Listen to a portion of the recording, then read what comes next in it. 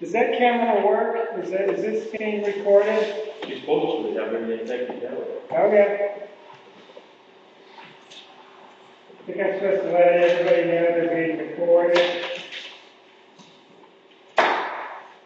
It's posted on the YouTube page. It can be accessed through the town's website. I'd like to open up the planning board meeting for September 24th, 2020. We've got either a super long agenda or a super short agenda. We'll find out pretty quickly. The first thing on the agenda, which is our normal practice, is to review and discuss and hopefully approve the minutes from the last meeting. I move we approve the minutes of the last meeting as circulated. Second. It's been moved and seconded to accept the meeting minutes as distributed. Any discussion? Hearing none, all those in favor of approving the minutes? Excellent. It's unanimous. We're 25% through the agenda. The next item on the agenda is Casco Bay Hemp. For those of you who were not at the last meeting, a nice gentleman and his wife showed up and said that they were looking at purchasing a piece of property on 113 and Senator Black Road in West Baldwin, the old tavern site, for use as a medical marijuana caregiver facility. They came to talk to us to kind of get an idea of where the town stood and whether there were any issues, and we didn't know, frankly. We looked at the ordinance, and there's some issues. Our ordinance has references to medical marijuana, but they're kind of out of date. So what we decided to do at the last meeting was to get an opinion from whomever the town chose. What? MMA? Yeah, MMA is who the town ended up going to. They could have gone to David Lloyd too. I mean, I don't think we really cared. An opinion as to the medical marijuana statute and whether or not our land use ordinance applied to medical marijuana. Some of you may remember many years ago we passed a ordinance that dealt with medical marijuana, but it was like 2015, 2014, and the laws have changed a lot since 2014. We also, you guys may remember, passed a prohibition on adult use / recreational marijuana facilities in the town. That really has nothing to do with the medical marijuana stuff that this gentleman wants to do. So we asked the MMA lawyers, I crafted this email, kind of putting it out there saying, we don't really know what we're supposed to do. Does our medical marijuana ordinance apply? If it doesn't, do we treat it like a retail establishment? We just don't know. So I crafted a question to the MMA and it was forwarded to them, and we got an answer. before I get to the answer, did everybody on the board think I put the question appropriately to the MMA lawyer? Okay. Okay. And the response we got was something that we didn't even, I don't even think we were aware of. The MMA lawyer said that the way the medical marijuana statute is crafted,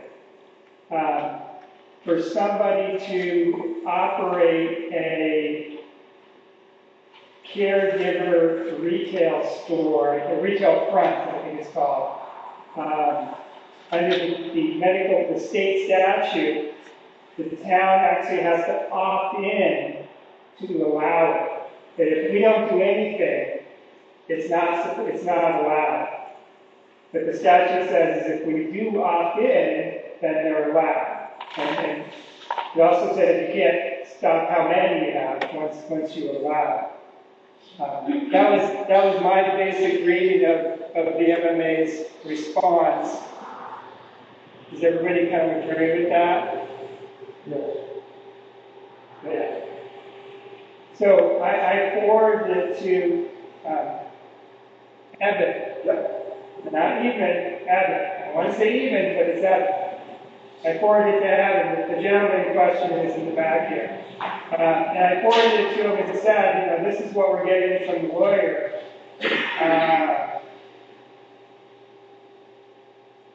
And as far as I know, we have not opted into the medical marijuana statute. The particular portion that we're dealing with was passed in 2019. And I'm pretty sure we haven't voted on anything about medical marijuana in several years. I sent an email to Danielle and to Debbie as the town clerk to get confirmation of that yesterday. I didn't hear back, but I'm in the 90% sure range that we haven't done anything. So I think that's kind of the framework or the groundwork for discussing today. Evan asked if he should be here, and I said, well, yes, because I don't know what we're going to do. We do have a special town meeting coming up. I don't know if the board is inclined to take action on this. I know you have some time constraints that make this extremely difficult. We're not going to be able to get an answer within your time constraints when I know you're looking at making the purchase. He hasn't even asked to do this. He came just,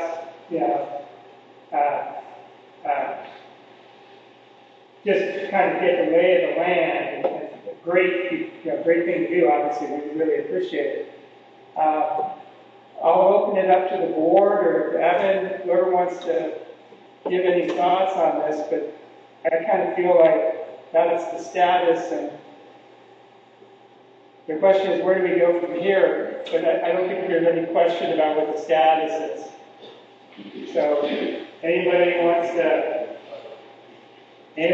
wants to talk too, but primarily let's start with the board and Evan.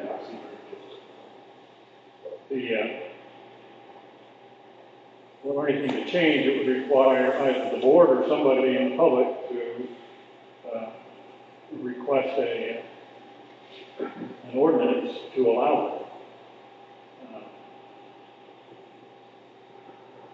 it. And I don't know how the other board members feel, but I'm not inclined to sponsor it myself.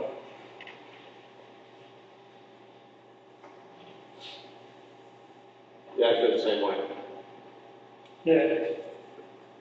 Like if somebody brought it to us, we'd certainly Would they bring it to us, or would they bring it to the selectmen? probably both. It's kind of like this shoreline zoning issue where somebody has to bring it up, we review it, it gets voted, we review it in a public hearing. We don't have to recommend it, but we have to make it as good as it can be, and then the town votes on it. Yeah, and there are some additional complications that assuming we vote to opt in, once that happens, then I think the lawyer is saying here that the town may be able to enforce its land use ordinance regarding certain medical marijuana establishments and, require a conditional use permit. And, then if we go through the CUP process, there's the issue of the location of this establishment being within the, 500 feet of a church, which rules it out. So Potentially, because I think what the lawyer said is the current 500 feet restriction may or may not apply to what he wants to do because it was drafted before the retail storefront was even available.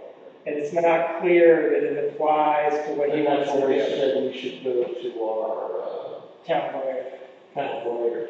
So probably we would need to have the motion to opt in, have the vote at a town meeting on whether to opt in or not, and frankly, if we did that, we should probably update our medical marijuana ordinance at the same time to make sure that it is aligned with state regulations so that we avoid conflict. So no clear answer, but if we want to do it. Right. And the answer, the question of whether the existing restrictions would apply to something like what he wants to do are unknown at this point because it's really a question of, A, how we write it, and B, whether the town accepts it or not. Like, I don't have a clear idea in my head whether or not we should change it to include what he wants to do with those restrictions or exclude it. I don't know the answer to that. Adam, go ahead. Yeah, so I've spent a little time reading the past 2 weeks, as you can imagine. Looking at your town medical cannabis, I guess, 10.11. If you look down to section D, exemptions, and I think one of the gentlemen up here gave this to me last week. It says, as an accessory use, which this would be since I'm living on the property. Yeah. It says medical cannabis home production shall be allowed in any qualifying patient's primary year-round residence, or any registered medical cannabis caregiver's primary year-round residence, PPS, in every land use district, without any requirements for land use permitting. This exemption shall also extend to registered medical cannabis caregivers who cultivate, process, or store medical cannabis in qualifying patients' primary year-round residence for that qualifying patient's sole use. So that's within your with the ordinance here. Yeah. Written by you guys, like, I'm not sure quite when. So to me, that exemption would stand. I'm not sure if anything would really get in the way of that.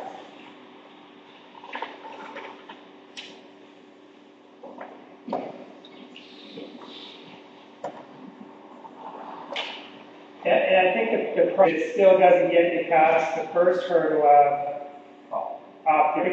I don't think that's an opt-in. Well, and it's even harder to get an opt-in because before the retail was passed. That's because, every minute's $1 or whatever, But, I think I have to agree with the lawyer that we didn't opt in yet. And it doesn't mean we can't or won't. We just haven't done it yet. And And that doesn't answer your question of, can I do this or not? And that's going to be answered. So I see two paths, right? I see a path of you buy the place and you try to get the town to let you opt in, which means you propose a change, you propose an opt-in. I'm not even sure what that looks like. I think it's literally just we opt in. The town has to vote as a whole, though, or? Yeah, well, but he proposes it, we have a public hearing, and then there's a town meeting. And that process can take a month.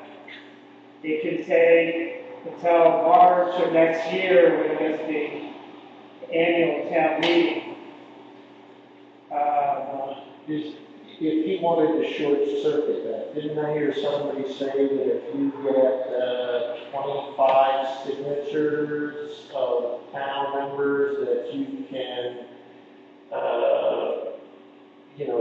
request that the selectmen hold a special town meeting? Isn't there some process for the people of the town to request a special town meeting? Yes.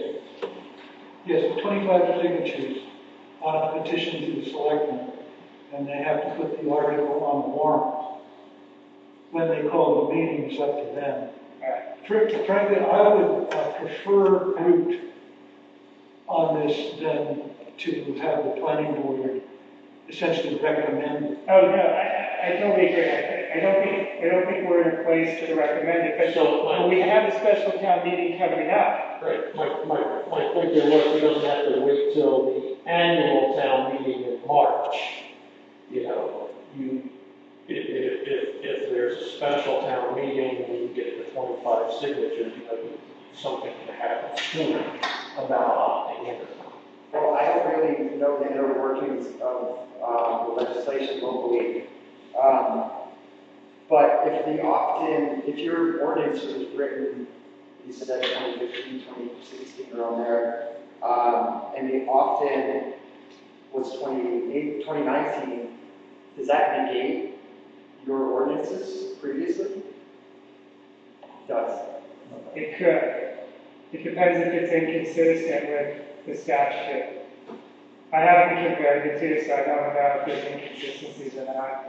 Once I got to the opt-in, frankly, I stopped and said, okay, that's the issue we've got to deal with.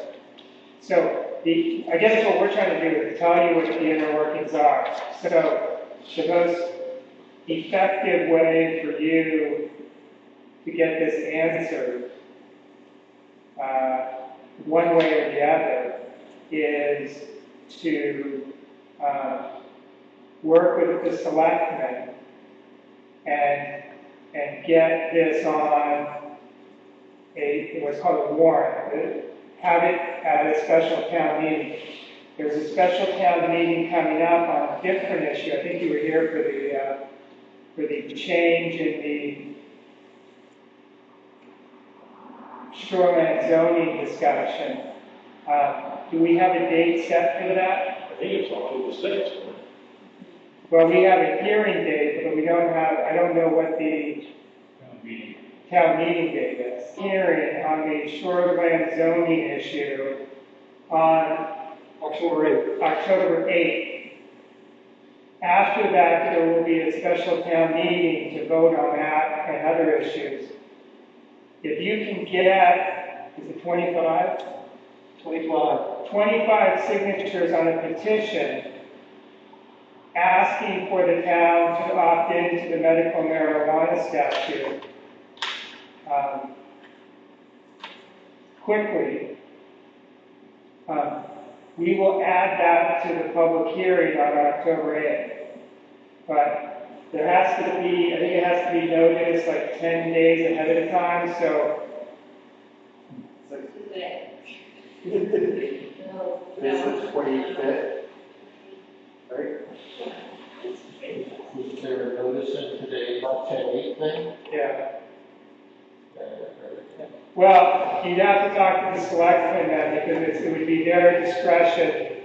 If they're willing to hold the special town meeting after October 22nd, we could put you on the 22nd for a public hearing, and then the special town meeting could happen after that. I mean, this is light speed for us. We never do this quickly, but I'm giving you the facts, and you have to work with the selectmen. Wade right here is one of the selectmen. They're the ones who set the date for the special town meeting. If you can work out the numbers, we can get you on the agenda for the 22nd. And all they would have to do is you guys just tell me that you have the petition. I'll put you on I'll put the notice out. And are we agreeable to this? Well, yeah, I mean, the petition should be given to the town clerk. Yeah, they gotta do it right. But if the selectmen The public hearing, right. and we can't, in 2 weeks, you can't give 10 days notice because you need to have it in the shopping guide. 10 days notice is for when the shopping guide comes out. But I'm saying if the selectmen push the special town meeting out, we can have it on the 22nd. Can we? No, If I notice it this week, for next week, the shopping guide. then you don't have 10 days. There you go. You do? For the 22nd, Mark. Yeah. I was thinking, A, you can't do that. No. No way we can do that. I agree with that. okay, Sorry, that's okay. sorry. Hey, I'd like to say, I know that you're trying to respond to light speed to this, but as the lawyers from MMA said, if we opt in, it does allow the local regulations. So I don't think it should be just an opt-in, opt-out. We still may have an ordinances that we might want to impose locally, and these things take time. I know the previous regulation that's on the books right now, which has been overtaken by new state law, took months. Yeah. And And we ended up just adopting Cornish's. pretty much, but you know, it was a long process to decide just what you wanted. And generally, these ordinances don't just pop in, and I think this would be one that has some interest to it. So, I agree with Bob that we can't just opt in. If we were to do that, we would need an ordinance to go with it. We can't just say, yeah, we'll do it, without any backup ordinance saying how we would do it. Okay. Mr. Fricker, did you have something? Well, we have an ordinance. It's just that we know that, and have been told that, the ordinance's definitions are not consistent with current state law. It doesn't, specifically include caregiver retail stores. So, you know, if we did opt in, we would be opting in, the medical marijuana ordinance that may cause more problems than it solves. Can't argue with that. But you know, I'm not saying I'm for or against medical marijuana, but I feel that it's unfortunate that the town's lack of awareness to opt in or opt out and the existence of an antiquated ordinance is, you know, negatively impacting the kind of hopes and dreams of somebody that wants to invest in the town and create a business here.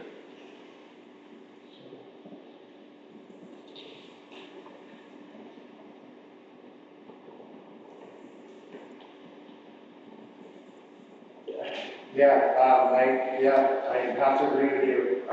It's, we're, obviously our timeline doesn't make sense for political process, I'm well aware of that. But we do, we really want to be here and do good things for the town and be part of the community. Quietly.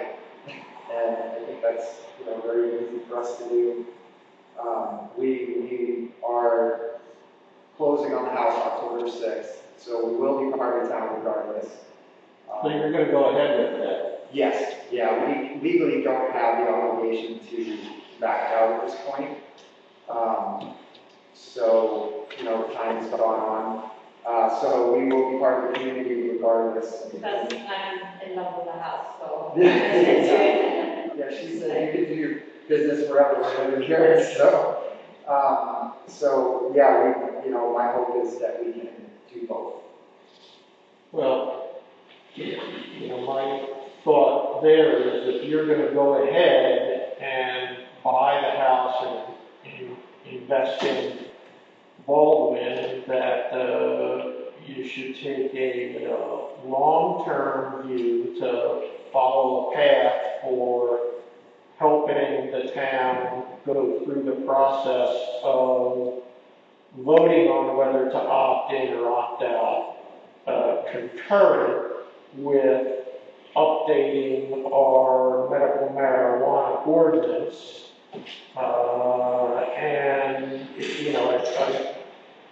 If everybody can decide whether they agree or not, that would be a process, you probably want to follow and proactively drive so that a valid ordinance, because that could just, create more problems. So taking a longer term, slower approach, probably, pay more dividends. So, I always like to test the board to see if they're willing to go along speed with these or not. So what that would mean is, you should be asking to be on the agenda to talk about the medical marijuana issue. And, once you ask it a couple times and you're on, we start to work on it, you'll start to see the process. We're not going to drive that process, I don't think, so it's really got to be on you to say, hey, I want to talk about this again. Let's talk about what an ordinance would look like and, be part of that discussion. Because I think you come to this with a lot of knowledge about what the industry can and can't do, what you as a producer and a seller can and can't do. So that would be very helpful to us. From the sounds of it, we're probably looking at a March town meeting. We have been here before with other ordinances like shoreline zoning and things like that that are out of alignment with either the state or the DEP, and it's been helpful to have the Southern Maine Planning and Development group kind of come in and help go through a process where they help align our ordinances with the state. So does everybody think that we need some kind of outside counsel or consulting to help get our medical marijuana ordinance more in tune with state regs? What we've done in the past, where people were interested in having an ordinance changed, as we've said, give us the ordinance that you want, we read it over, we make whatever revisions we want to make to it, and then we have given it to the town lawyer and said, does this do what we think it does? What do you think? Or send an amendment plan. We've done that. Have we done that? Yeah. With something that isn't land use planning? Because this really, I don't know, this is more marijuana. Yeah, yeah, I think either the town lawyer, but I think it needs to be championed by somebody here. Yeah, well, I actually do this. I'm a founding member of Maine Growers Alliance. There's a group of about 30 to 35 businesses. We raise money for charities, for funds. We're actually writing legislation at the state level. I'm a lobbyist, obviously not right now, it's COVID, but for that group. So I help write like adult use language right now. So I'd be, more than happy to help the town work through this. It would probably benefit both of us. So yeah, I'm willing to offer that. Perfect. And you have my email and probably my telephone number and one of those emails. Just at second and fourth Thursday, just try to tell me before Monday you want to be on the agenda. If you have documents you want us to read beforehand, send them to me. I distributed them out and we can get you on an agenda or two and start that process. Yeah. So, in the past, when anything like this comes up, it seems like we usually ask for a CUP to be filled out because of the retail part of it, not necessarily because of the growing part of it. I think they're going to have a CUP in order to have the retail. You can't do anything at this point, But so what I'm saying is, eventually. usually what happens is whoever the person is, they fill out a CUP, and a lot of times, well, not a lot of times, but times we have asked them to provide funding for legal fees or things that cost the town money in order to move things forward as far as, it's in his interest and the town's interest to discuss it, but a lot of times, I just don't see us going very far with this until we are serious about it as far as, we're gonna have to get people involved. None of us are gonna be able to come up with all the wording. Right. Yeah, I see this as a little different because it's a change in the ordinance. I see it kind of like the shoreline zoning where, we didn't really charge them for MMAs, Southern Maine Regional Plan, and we didn't charge them for I that. guess what I'm talking about more is the issue with parking and pulling in space. Oh yeah, as soon as we get to that, yeah, I don't disagree that would be an applicant funded thing. I mean, because it's honestly, it's more the retail part of the thing that is concerning me at least. Right. It's not the medical marijuana growing operation. That's already. Well, what do you guys think? Do you think we need a CUP to talk about changes, or are you guys okay not having a CUP? I don't, we honestly don't know whether a CUP will be required or not. But if they're gonna have a retail outlet, they should have. It probably will, but, reading the ordinance that we have now, there were some questions about whether a CUP would be needed or not. But, chances are it would. What I would ask you to visualize is what the town's CUP process is like. You can work with Wes to get ahead of that, but probably the most important thing is that what happens when you would go through a CUP, if you needed to, is that the town has a public hearing. Prior to that public hearing, the planning board sends out a notification letter to every property, every taxpayer within 500 feet of your location to let them,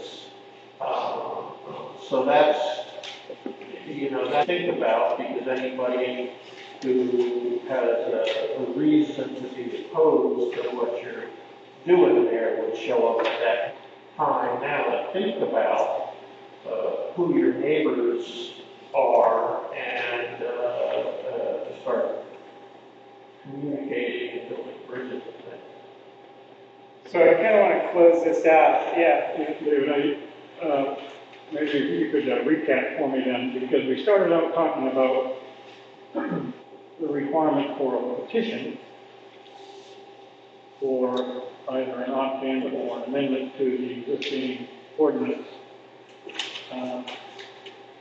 And it would appear, from listening to the discussion, we're talking about just letting him come in front of the board and tell us what he would like to have. Yeah. Well, I think that's where we've kind of come to is, so if it's a petition, we kind of lose control of the process. And it's a higher risk for him, actually, to try to get a petition without working with us. At least in my opinion, it's higher risk. And it didn't seem like the board was advocating either a speedy decision or one that was not with us involved, that we would prefer to be involved to have a more thoughtful decision about the recommendation to the town of what we should do for the town to make a decision. So I think where we're at is, you can do whatever you want, right? You got options, but our recommendation to you, well, the first issue is we haven't opted in, so we can't do anything before the town decides whether to or not to opt in. How we would like to go through that would be to work with Evan and to have him, come to meetings in October, November, maybe even December, to try to revise our current medical marijuana ordinance to take into consideration all of the issues, and we as a board have to determine whether or not we're going to recommend or not recommend opting in, and then on A, to opt in or not, and B, or what we recommend as a new medical marijuana ordinance. Whose responsibility is it? I mean, for an opt-in to happen, there has to be a warrant article. So we can recommend a warrant article, or a group of townspeople can get together and sign a petition and force it to be put on the warrant. So, But if you force it to be put on the warrant, you have a substantial risk of not being in touch with what the town is interested in doing, and potentially the selectmen and the planning board would recommend against passage, which we can do, which usually is the death knell to any warrant item. Both the selectmen and the planning board say don't do it. I don't think it's ever happened. So I'd like to close this out. I think we're in a good place. I think the recap is what we needed. I think you have a decent idea, sorry to be the bearer of bad news, but you have a decent idea of where we're at, and if you want to chat more, you can call any of us or the selectmen to get more information about the process. Thank you. Yeah. welcome. Yeah, welcome. Absolutely. Personally speaking, we need more people from away.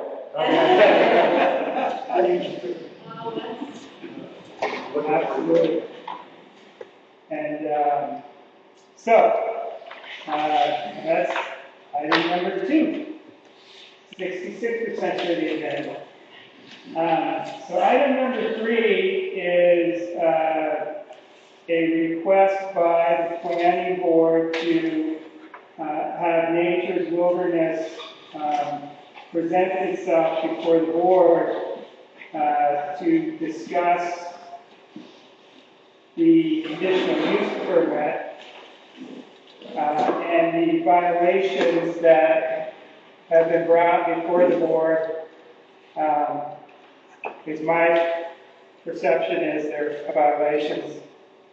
Under the CUP, there's a provision that allows the board to hold a hearing with reasonable notice to the applicant and public to determine if there's a violation. And we voted at the last meeting to request Nature's Wilderness appear. So I sent an email. Is anybody here on behalf of Nature's Wilderness? So I said that, can you let the minutes reflect that there's no one here on behalf of Nature's Wilderness? And I recuse him, I walk him away. And can you also reflect that Joe Pierce has voluntarily recused himself? So I sent an email on September 11th at 10:31 a.m. to Gary Brown and all the board members, Danielle, White, Jim Dalgo, Wes. No, I asked again if anybody's here to represent or to talk Nature's Wilderness.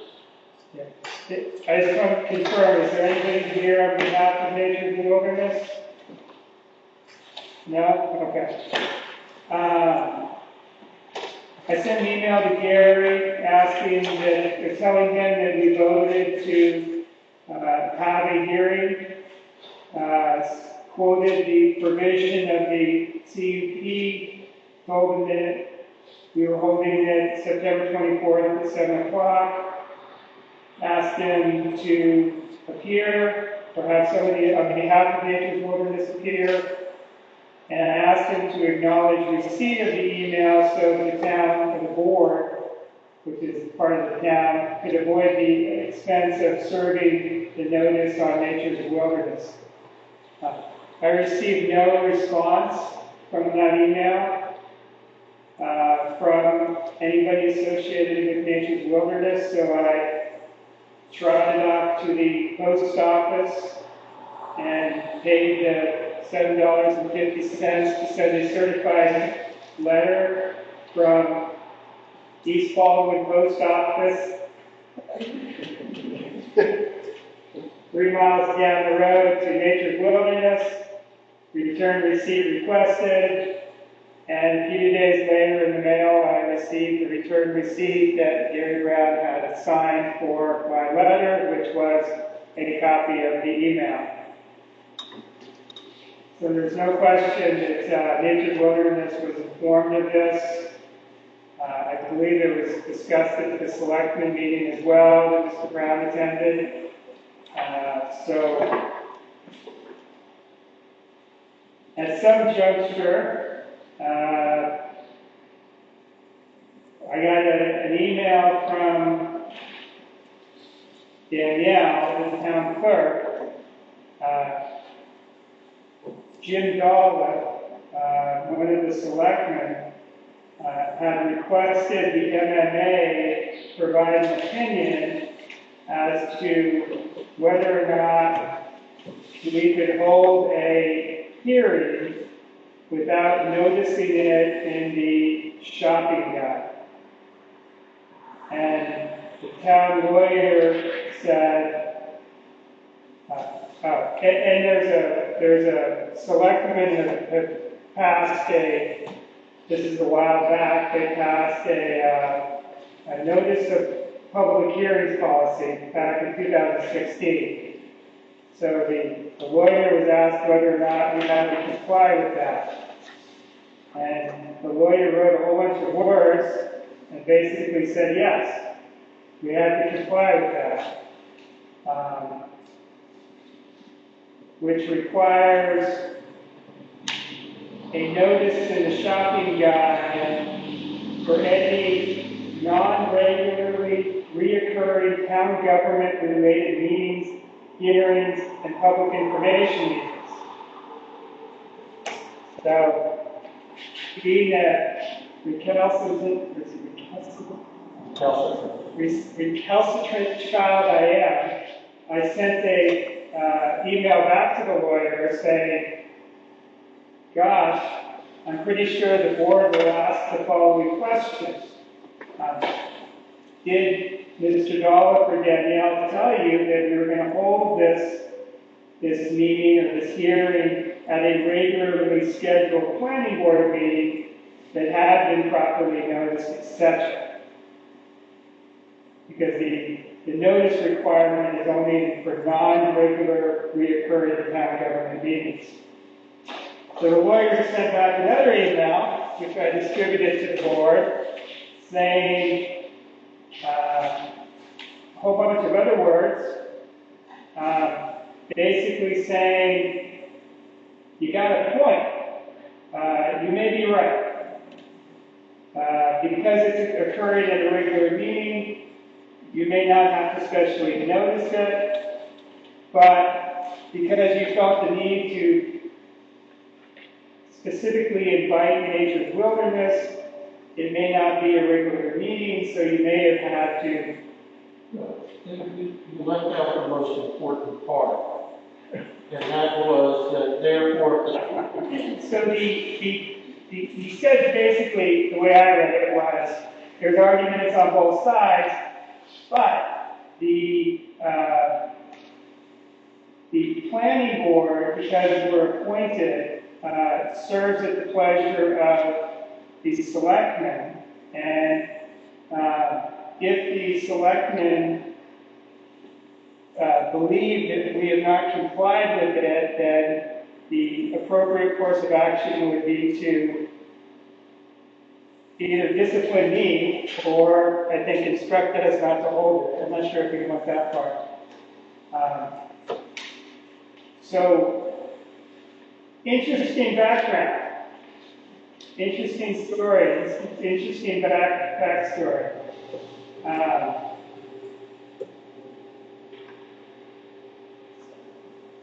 I guess I'd start with White. At the selectmen meeting, was there any vote or action taken regarding whether or not this planning board meeting should happen? No. Okay, so we're not instructed not to act. Because if it didn't happen at the meeting, you guys can't make a decision outside of the meeting. So at the meeting, there was no vote taken to instruct us not to hold this meeting. Just what the lawyer says. Okay. Was there any discussion about it at the selectmen meeting? Just get Jimmy turned into a lawyer in the city, because there's the 7-day advance notice. But the policy says you gotta have an advertising shop, because that wasn't done. So it couldn't invalidate the meeting. Right. Okay. I just want to make sure we're not instructed not to go forward. That was my big concern. So, to the board, the question is whether or not to go forward with the plan hearing regarding Nature's Wilderness. I just say we open it to the audience, if anybody wants to talk about it, but otherwise, I mean, what other course of action do we have? We can not go forward with the hearing, but I see 3 courses of action. 1, to go forward with the hearing,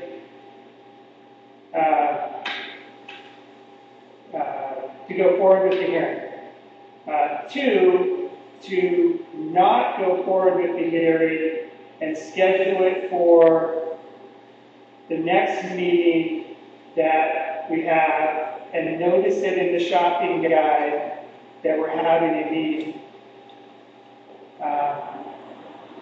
a hearing regarding Nature's Wilderness. That's option 2. Option 3 is to not go forward with the hearing but exercise our review powers under the land use ordinance enforcement provisions, which allow us to review applications and recommend, that's 10 point, page 40, 10.10.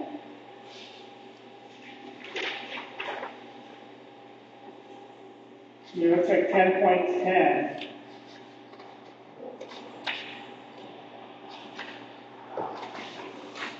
No, that's only to the shooting match. That's a good one. No? That's where it says we can, I guess to the last, let's just take it a bit more simply. The last course of action would be not to hold the formal hearing, but to conduct a review in the ordinary course of the planning board activities that is not a quote hearing. So something less than a hearing. Those are the three options. my recommendation would be that before we decide on 1, 2, or 3, we should gather information to see if the public has any new information about nature's wilderness and whether the CEO has any new information about the status of nature's wilderness. I can't do that before we make the decision. Because that would be conducting the hearing for our review. We have to define what we're doing before we do it. Yep. David, perhaps you can clarify something for me, because I'm relatively new on the board, but the basis of this hearing was, it's based on his conditional use permit, which has a clause in it that says the planning board may schedule a hearing and then go forward with this review, and if the board determines that a violation has occurred and it's either continuing or likely to occur, the board may rescind the approval or take other action. So I guess it's not clear to me what we might do as regard to option 3, which is not hold the hearing.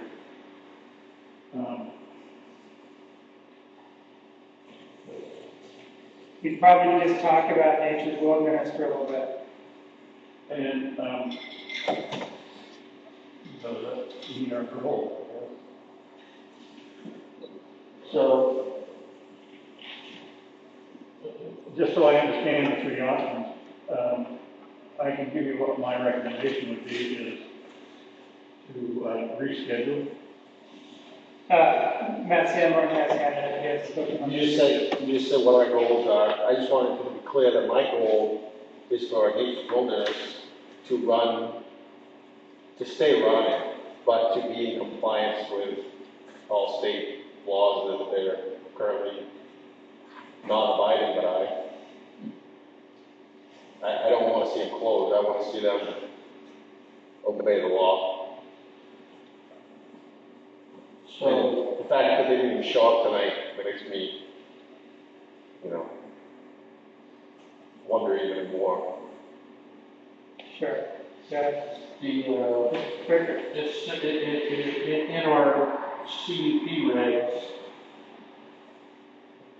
the relevant section says the planning board may schedule a hearing upon reasonable notice to the applicant and the public to determine whether there's a violation, blah, blah, blah. So I say that we reasonably notice the applicant, but there can be some argument that we did not reasonably notice the public.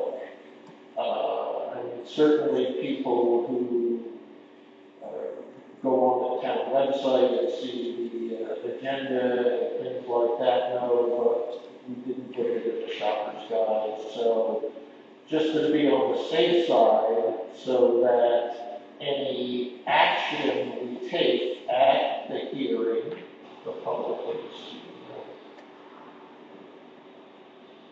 All right, well, I'm gonna be out As of far as information goes, as far as I'm concerned, state, because that's, from what I've been told, that's the issue, they have violations of the state, they're asked to go down by the state, they don't have a license by the state. That's what I need to see. So I agree with you. My opinion is we should go forward, that any sort of notice issues, so notice is only a problem if we were gonna do something and somebody didn't get notice, then they'd have a chance to challenge it, which could be some member of the public who didn't get notice of this through the shopping guide.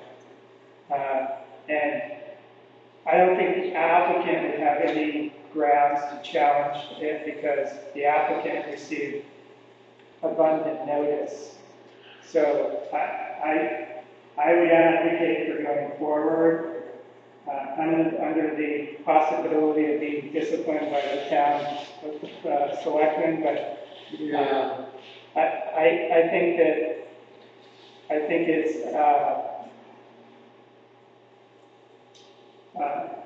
incredibly disrespectful for nobody from Nature's Wilderness to show up.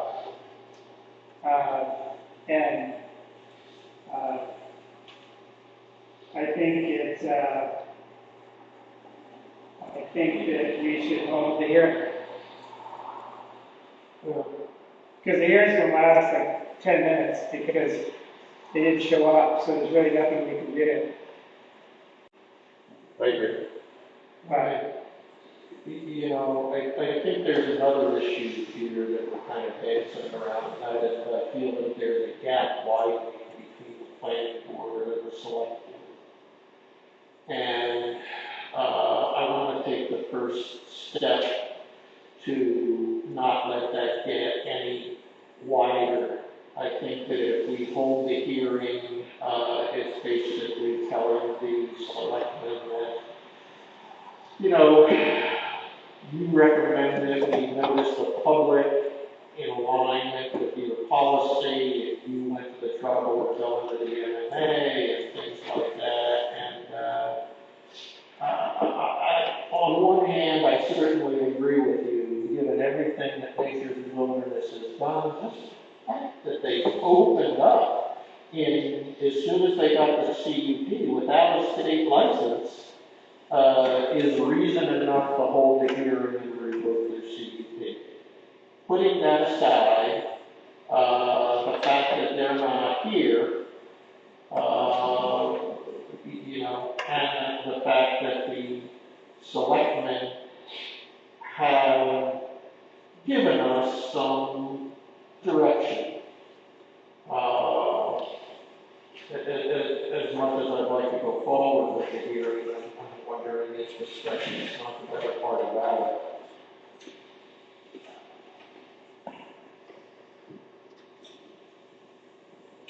So I will entertain any motion. Dwight, you're really the only member of the public that would ask to speak on this. Do you have anything you want to add? Okay. I'll entertain a motion from the board of any help. I move that we take option 2 to reschedule and provide the proper notice of the hearing. Second that. It's been moved and seconded. Any further discussion? Just had one question. Yeah? So when we started on Nature's Wilderness, Wes Sunderland went down to his office and came back with a whole bunch of paperwork, and I just want to know if that has to do with Nature's Wilderness or something else. The paperwork that you went down to get, Yeah. is that regards to Nature's Wilderness or something else? That deals with Nature's Wilderness. Any other discussion about the pending motion? So I guess my point is, if we're not going to have a hearing tonight, we're not going to be receiving what he has. Yeah, I think we can take that up after we figure out this motion, whether or not we want to entertain any discussion regarding nature's wilderness. Okay.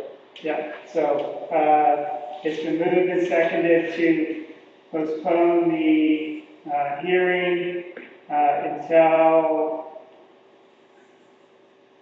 the next meeting.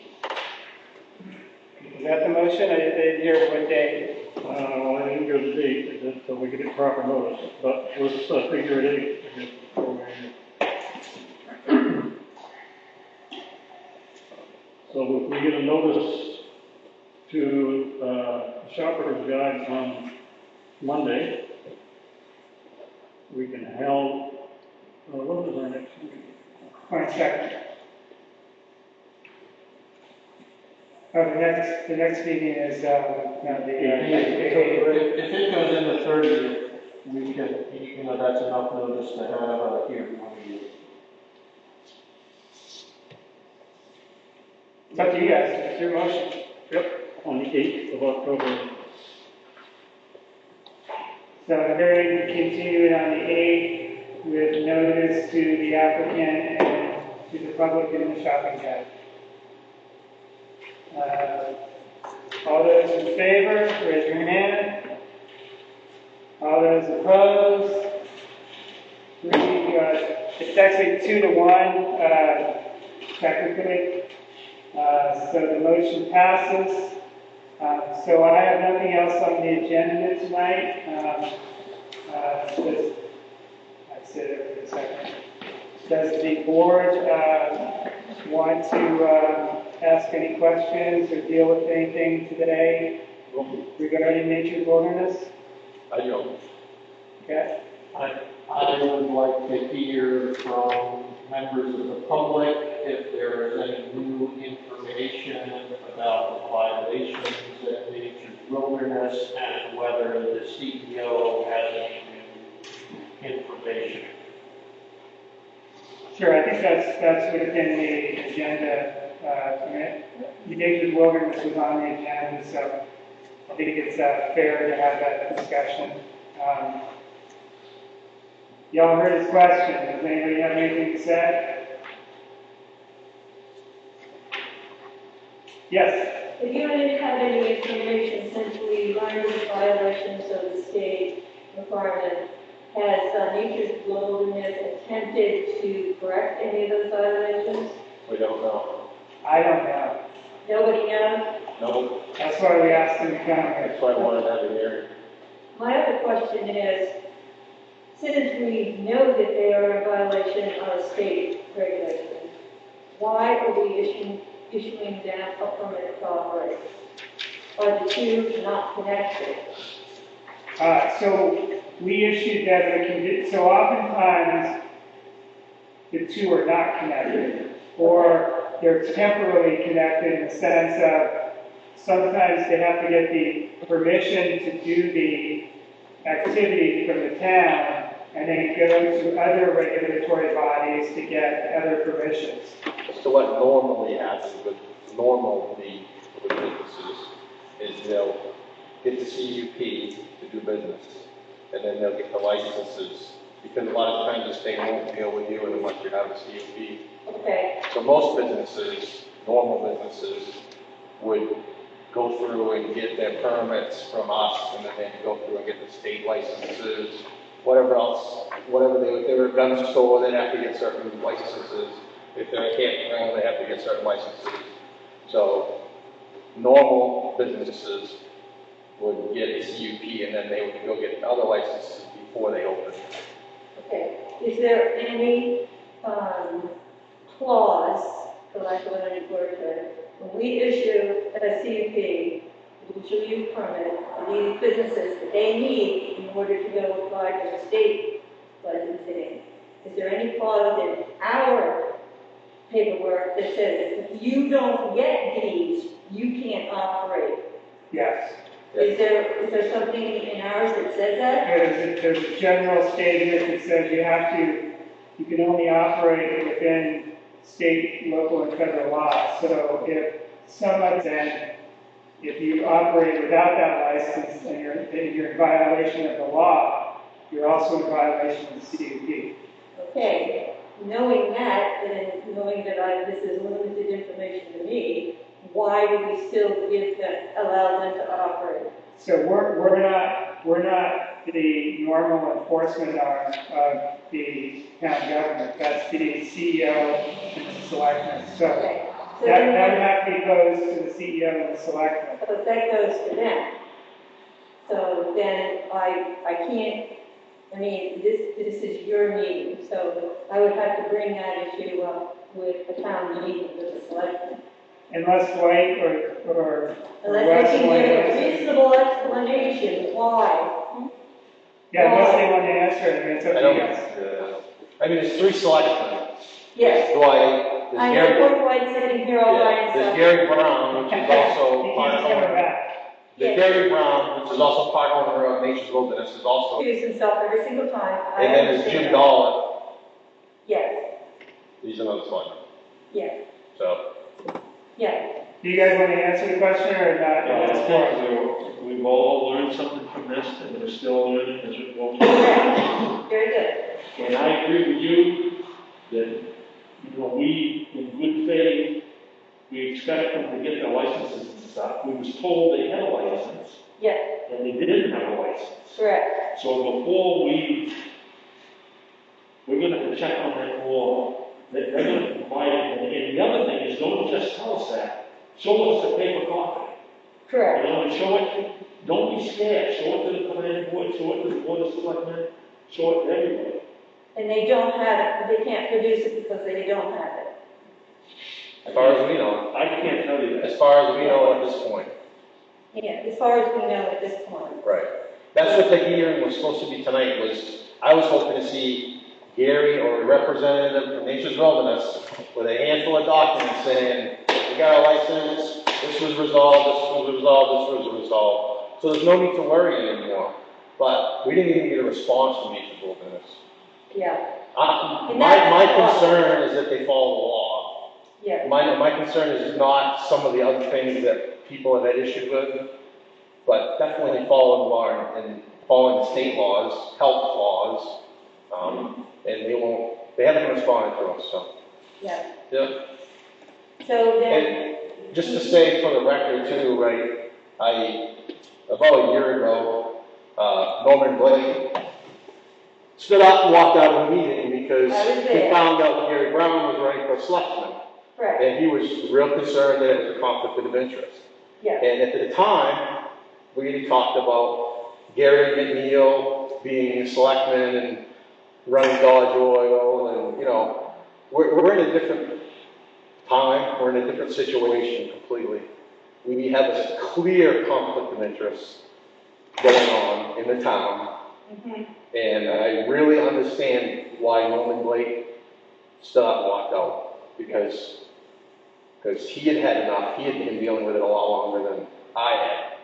But yeah, there's a clear conflict of interest in the town, and it's too bad because it's not only making things right, it's pushing the town officials away from each other, and it's yes. a lot of bad things, now are happening and in the future because of their selfishness, in my opinion.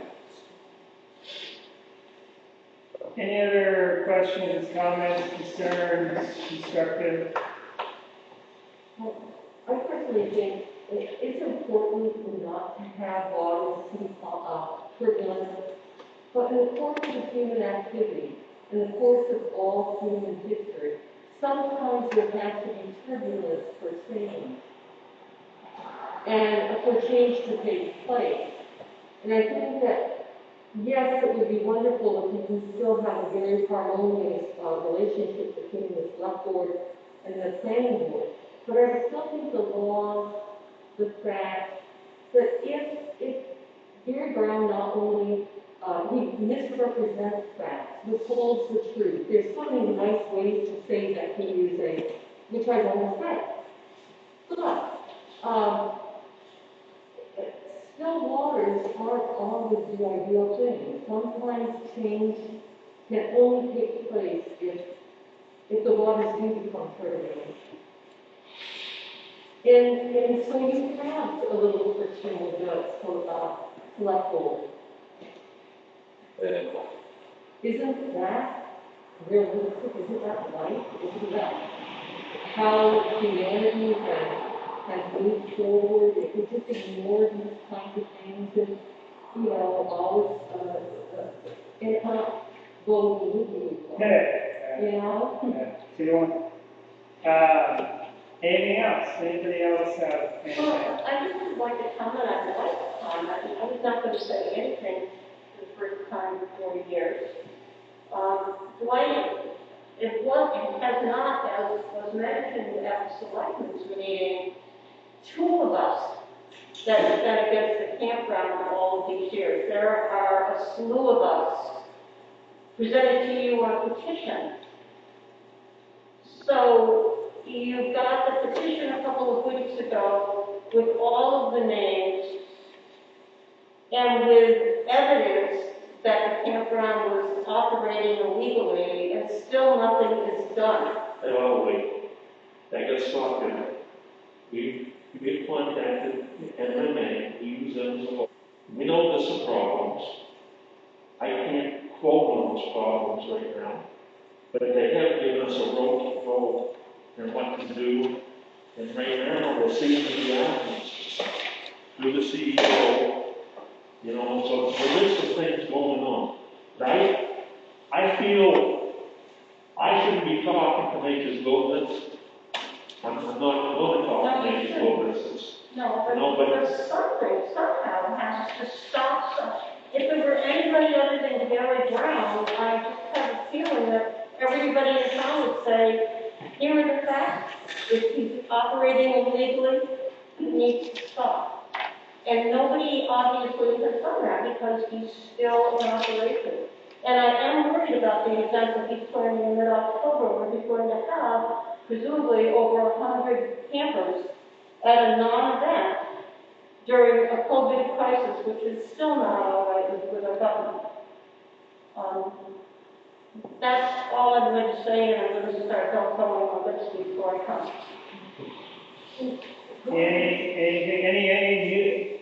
Anybody who's going to go to town meeting? Any new voices? Try to get new voices involved. Anybody else who hasn't spoken want to speak? I would like to hear what else Dwight was stopped from saying. You seem to be going somewhere, I'd like to hear it. Well, I can't. The only thing I can tell you is, you know, like I say, we've been in touch with a lawyer. There is some violations. The CEO is trying to work them out. Where they're at right now, I can't tell you. I know a few things, but I can't go any farther because I'm not the one. I'm not going to stick up for them or I'll put them down right now. But there is some stuff taking place. So I don't know if that makes you feel any better or not, Kathy. No, I understand where you're coming from, and I really do appreciate all that you've done. You're an amazing man, and thank you for being with us in this town. It's just been frustrating hearing from other people, and I really objected to the emails that our CEO sent to the lawyer, suggesting that there were just two people opposed to what's happening in Nature's Wilderness. That's so totally untrue. And even that should have been documented at the first hearing in December last year, when people that I didn't know from Adam were there worried about what's happening in Nature's Wilderness, what are we going to do? I commend you, Jimmy, and this board. You've been unbelievably patient all of these years. And I have to say, if this were not happening in my backyard, I probably wouldn't be as old as I am, because I certainly would get involved with them that I would never get yet. And here I am. It is no campground illegally, and the thread that keeps going through my brain at 3 in the morning with the mistake we made a year ago. It's cheaper to pay the fines than to shut the campground down. I'll never forget that. And that's what he's running on now, unless he's somehow got the license that none of us know about. And I'm very worried about the event that's happening in just a couple of weeks. Because again, that's in my backyard, with a lot of out-of-staters, probably around a campfire with their Bud Light, not wearing masks in my backyard. Hey, don't throw shade on Bud Light. Come on. This is a proper meeting here. This is not, come on. This is Scarborough. We don't have our hamburgers. Come on. And I'm trying to keep it while I'm trying to keep it quiet, but it's tough. Well, can I just add my voice? Sure. Because it's in my backyard and my front yard. My front yard is 115, my backyard is the railroad tracks, so we own a log house. We'll be your future neighbors, by the way, welcome. And, I just want to add my voice as one in here that wants his people to abide by the law and comply. And we all do that in due course of being good people, good citizens. And how many people drove here? How many people drove here tonight without a driver's license? I'm not. I have a driver's license. You're being recorded. But you know what I'm saying? I mean, we all follow the law. We all pay taxes. We all, we have driver's licenses. We have professional licenses, and we renew them. And we expect everyone else to do the same. We expect it. It's like basic. It's so basic. It's basic. Yeah. That's all I personally care about. I mean, I care about the issues that people have brought to us, but as far as the rules go and the CUP goes, I really want them to be in compliance. And beyond that, we'll deal with issues just as and if they come up. But it's too bad they didn't show up tonight, because it could have gone a lot better. I mean, it could have gone a lot worse too, but. Any new voices? You hear a new voice. I know, any? Wes, do you want to say something? Yes. I want to start off with a little history about Baker Wilderness, not Baker people, I've said before. This is a normal property holder, it's mine, but since 43 years, 2006 addition, schooling, streets, and CUP for business. You gotta back up, you're gonna take the mask off. This is Baker's Wilderness, 4 years, 2 inches. You can say I've written a book on it. In here are sections. I don't want to hear this. I'm In sorry. this section, violations, I've written. Wes, can you put the mask back on? No, I want this to happen at the hearing. Well, you can do it at the hearing too. Can you put the mask back on? Just the mask? Sorry, I know. Didn't want to stay on. These are violations of previous law sections. I've written violations, I've worked with them, I've resolved it. We've tried to resolve it, rather than take it to court. We have. Now, You have some new information? right? You have some new information? Yes. Hey, Wes, before you get out, before you go on, just understand that we don't take this personally. I know you're getting a little worked up. I get it, and I do understand. But I don't think of you as the worst person if you didn't do something that I thought you should do with regard to nature's wilderness. So I just want you to know that this is not personal. There's nothing about. I like Gary Brown. I actually do. I just don't like what he does. And so I don't want you to be upset that you feel as though we're attacking you, because it's not you personally, okay? Okay. So the state is doing what I've done in the past. Identify violations, work with the violator, try to work it out, and not take it to court. Get into documentation, if there is that chance of going to court. One is here, this is section. Continued violations may result in additional formal enforcement, which may include referral to a civil action at the Maine Attorney General office. So, And if the rule just doesn't follow through, they're gonna go to court. You can't shut anybody down. In addition, failure to address the imminent health hazard may cause the health inspector program to seek court order to fully suspend or revoke the establishment's license. Okay. Gary is on the threshold of getting a conditional campground license. Here are 9 documents for leach fields. They refused it yesterday because they were numbered wrong. That's it. This represents a fee I haven't written up by the soil scientist, and there'll be a permit fee. This pile paper represents $3,200. They're doing his best to comply. Okay.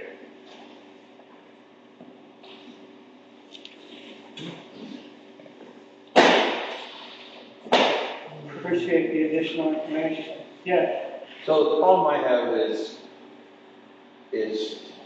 don't take this wrong, Wes, but it seems like you advocate for nature's wilderness more than you advocate for the town of Baldwin. I didn't need to know that he had to pay $3,200, nor do I really care. He doesn't have a license. Once he has a license, then he should be able to run. No, he doesn't even have a position. Very wise a couple of meetings ago.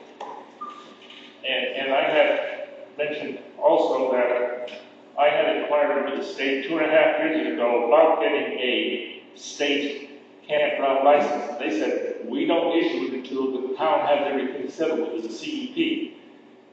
And you fellows came back, we don't understand why they didn't start in February, knowing that the CUP would eventually come up so they'd have their guns loaded and everything done. We didn't say, it doesn't, when the campground opens, we don't really care.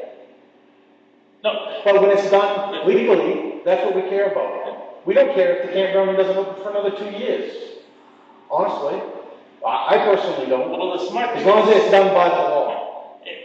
The opinion that was expressed, which is correct, is seeking the state license should have started earlier in the year so that it would. But your point is that to get it open right away, as soon as you get the CUP.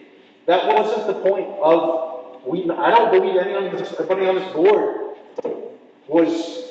Yeah, we wanted to get in the CUP as quick as we possibly could, and this board delayed it, and they delayed it a lot over the years it took to get the CUP. But I certainly didn't care if they opened the day after the CUP got open until it was legal for them to open it. And it wasn't. And they opened anyway. And I'm trying to say that was wrong, that they opened anyway. Right. And they should not be open They now. should have avoided it. But since they did, the state is dragging them through the cold. I don't care. I don't care.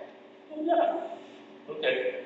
I don't care that the state's dragging them through all this. Until they have the licenses and they're legal to be open, they should be open.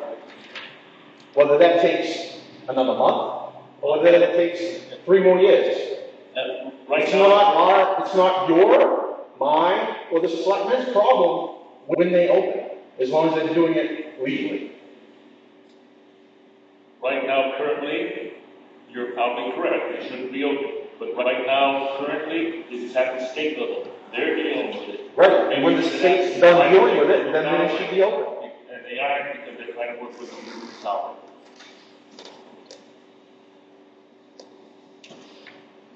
I don't know what else I can say.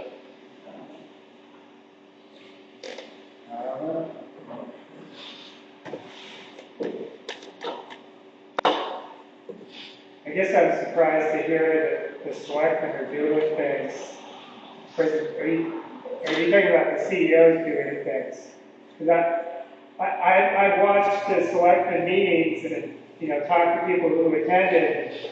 I haven't heard any discussion of enforcement at those selectmen meetings. Maybe I've not heard correctly, but, I guess the thing that frustrates me is that we've been really open and transparent about what we do. Like we say exactly what we're doing. you know, we post the emails on the website, like we put everything out there. And I guess I'm surprised to hear that you guys are talking to the lawyer and have an enforcement process in place, because I haven't seen that in any of the board meeting minutes for you guys. I haven't seen it during the minutes. So I, you know. David, I would point out that they have workshops now, which don't have minutes, yet they do conduct business at those. I go to. Well, you know, you've been to every one. Have you heard them talk about This is all news to me. Yeah, so, I mean, this is,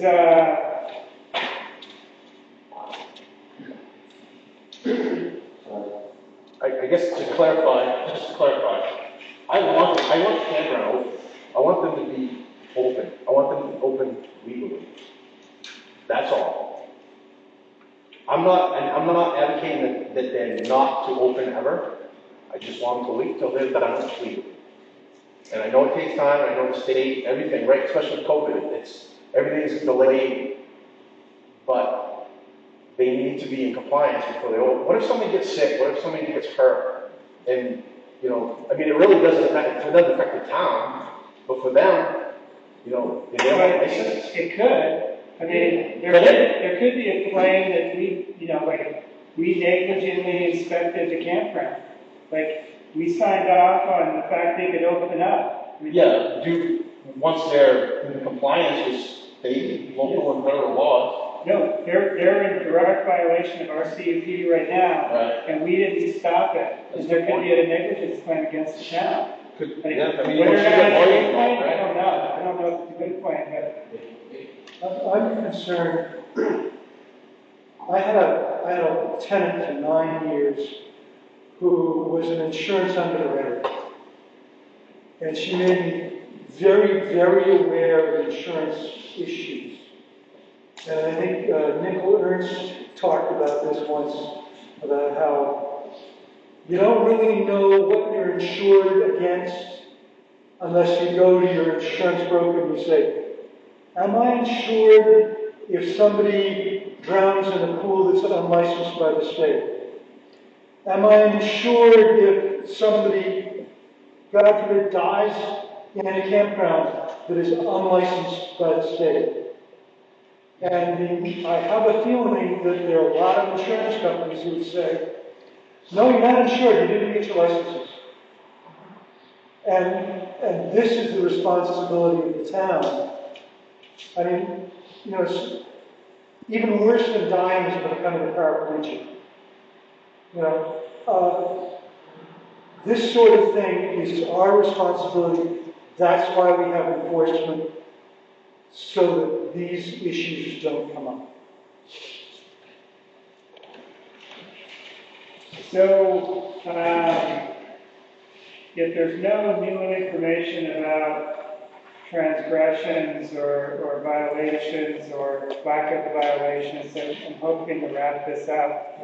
So, I want to discuss this clause and get some clarity on what we're going to do as a board when we have this hearing that we're talking about. I'm going to do this now because we're not allowed to do it by email or text in groups of more than 2. So I want to get clear on this now.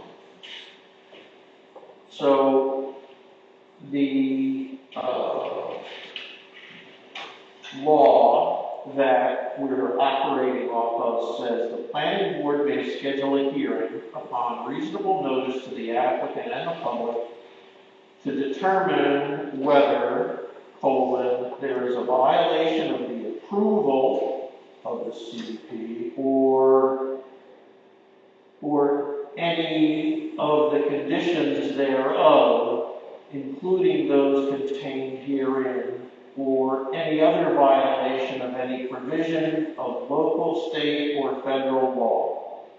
If the board determines that a violation has occurred and is either continuing or is likely to recur, the board may rescind this approval, meaning the CUP approval, or take such other action as to amend or modify the approval as the board deems of the welfare. So those are the auspices under which we are going to hold this public hearing on the 8th. So what is it we're going to do on the 8th when we have this hearing? We're going to give the public a chance to talk. We're going to talk and listen and go back and forth and then have a vote on whether to revoke the CUP or not. I just want to be clear on what we're going to do. I think it's a two-step process. I think we have a discussion, well, three steps probably. We have a discussion with Nature's Wilderness to determine whether there is a violation. We have a submission from the code enforcement officer identifying certain violations, and there's actually information in this report that demonstrates additional violations which were not referenced by the code enforcement officer. And so I think we have a discussion with Nature's Wilderness about that information, and then when we take a vote whether or not we find that a violation that has occurred, and probably what that violation is. And then the second step, if we determine there's a violation, then we talk about what the appropriate remedy, if any, would be for that violation.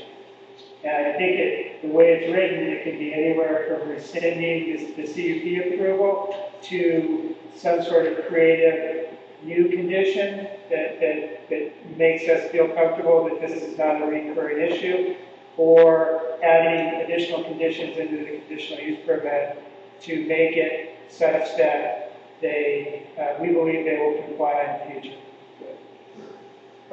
I understand that. Thanks for explaining it. The one thing I would ask or posit is that there's a lot of gray in what you're talking about, and we can do this or do that, things like that. Is it not more pure black and white, like Matt had explained, and that is that A, we granted a CUP in June. B, Nature's Wilderness opened without a state campground permit. They're operating without a state license. Period. And they're in violation of the CUP. And it's our duty to revoke that CUP until they have a campground license.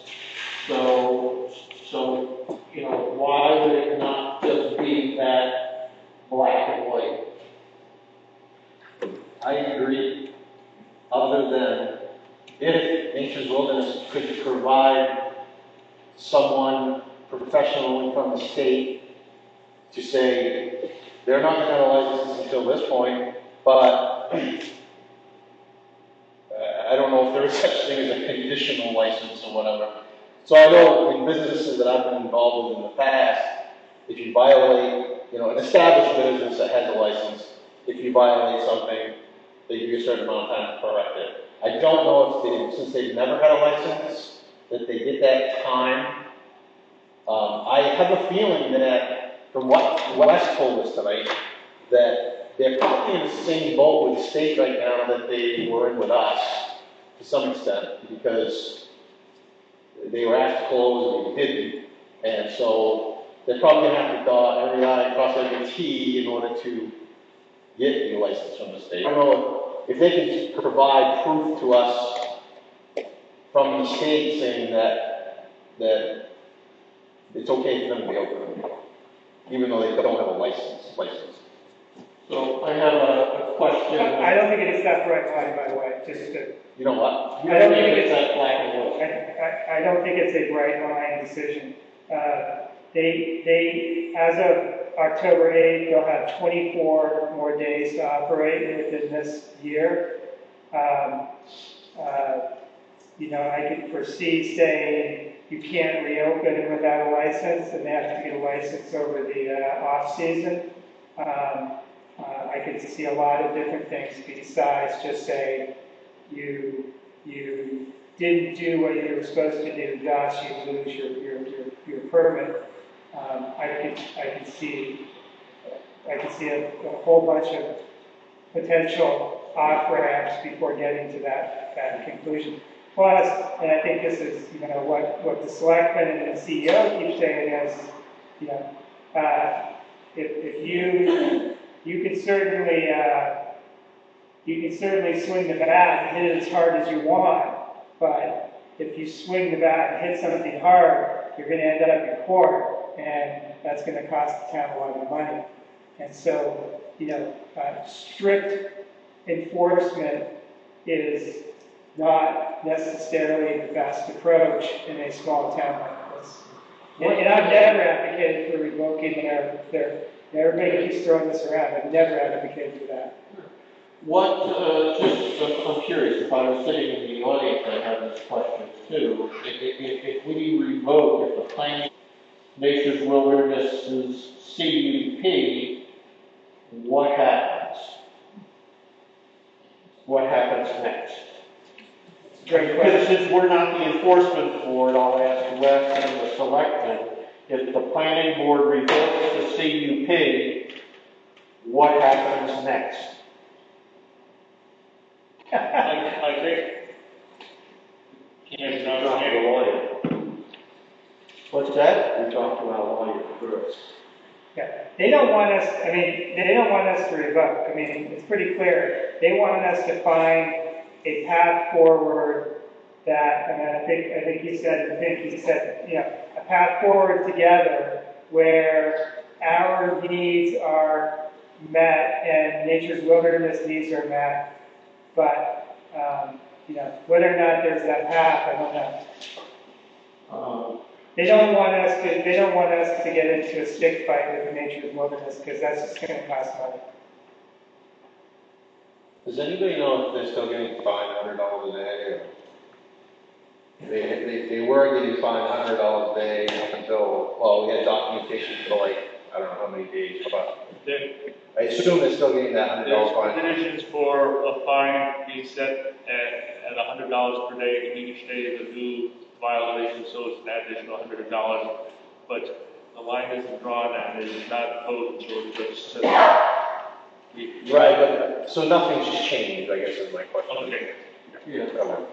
So I would ask,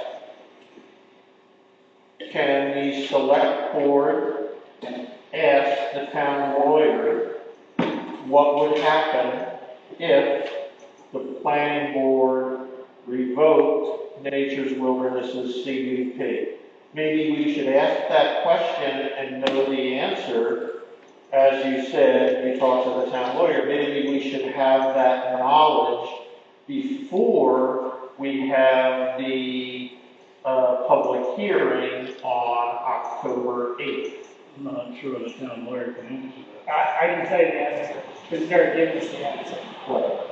He's told us that this provision, although it's written by him, is an incredibly unique provision, and it would be the first time that he's aware of that a planning board acted as an adjudicatory body and revoked, purported to have enforcement powers and revoked a permit.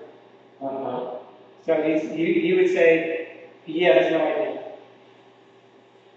He's already told us that. Without a CUP, does the town have the wherewithal to levy $100 a day fine on Nature's Wilderness until they get a state permit and the CUP can be reinstated? The court box, issue a notice of violation.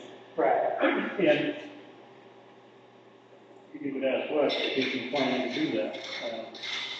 But you're dealing with ifs, you know, these are speculation, like, I think we have to do, I understand why you want to know, because you want to know how hard you're going to be swinging the bat, and what the ramifications are, but I think we just have to go forward because we can't have perfect information, like, we're just not going to have perfect information.